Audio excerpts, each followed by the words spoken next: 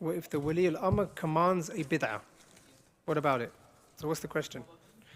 La, we don't follow him. The Prophet ﷺ said in an authentic hadith. So the Prophet ﷺ said, لا طاعة لمخلوق في معصية الله.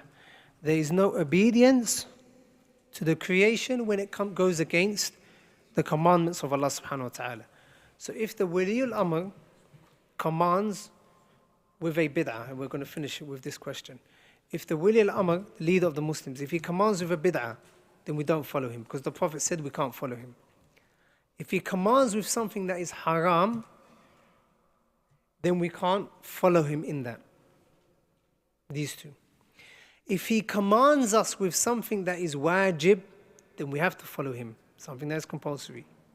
If he commands us with something that is permissible, mubah, permissible, then we have to follow him and obey him.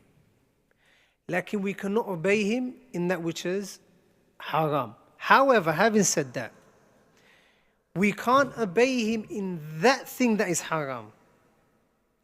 Let's say, for example, he commands us to not pray salah. He commands us to not pray the salah. Are we going to obey him or disobey him? We're going to disobey him. So we're going to pray the salah. But are we going to rebel against him because he told us not to pray the salah? In the masjid, mathalan, for example? La.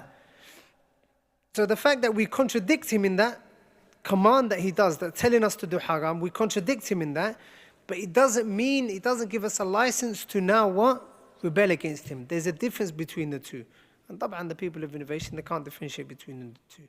Yes, we don't obey him in that which is haram, just like you don't obey your father in that which is haram.